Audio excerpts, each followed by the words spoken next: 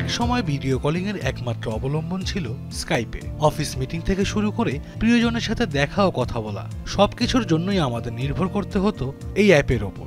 কিন্তু সময়ের পরিক্রমায় হোয়াটসঅ্যাপ, ইমো, মেসেঞ্জারের মতো সামাজিক যোগাযোগ মাধ্যমের দাপটে ধীরে ধীরে জনপ্রিয়তা হারায় স্কাইপে।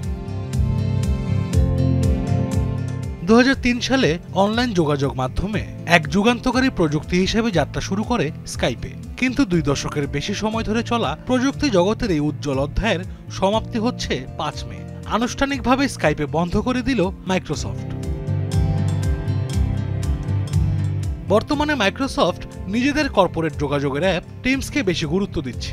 একই ধরনের দুটি সেবা চালু করার প্রয়োজন নেই বলেই স্কাইপেকে স্থায়ীভাবে বন্ধ করার সিদ্ধান্ত নিয়েছে প্রতিষ্ঠানটি।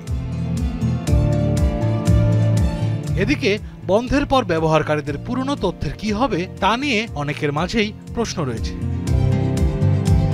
সেক্ষেত্রে মাইক্রোসফট জানিয়েছে স্কাইপে আইডি ব্যবহার করেই সরাসরি মাইক্রোসফট টিমসে লগ ইন করা যাবে। এমনকি ব্যবহারকারীদের আদান প্রদান করা পুরনো বার্তা, যোগাযোগের তালিকা সহ সম্পূর্ণ তথ্য স্বয়ংক্রিয়ভাবে টিমসে স্থানান্তর করা সম্ভব। এতে স্কাইপের পুরনো সব তথ্যই ব্যবহারের সুযোগ পাবেন গ্রাহকরা।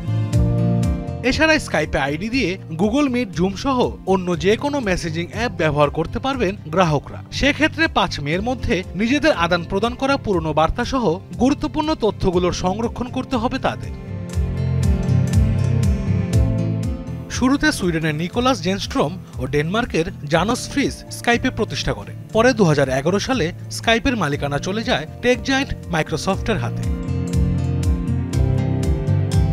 এরপর গত কয়েক বছর নানা পরীক্ষা নিরীক্ষা চালিয়ে এতে নতুন নতুন ফিচারও যুক্ত করা হয়। এছাড়া বেশ কয়েকবার স্কাইপের ডিজাইনও বদলেছে প্রতিষ্ঠানটি। মাইক্রোসফটের দাবি প্রতিদিন 3 কোটি 7 লাখের বেশি মানুষ এই অ্যাপ ব্যবহার করে।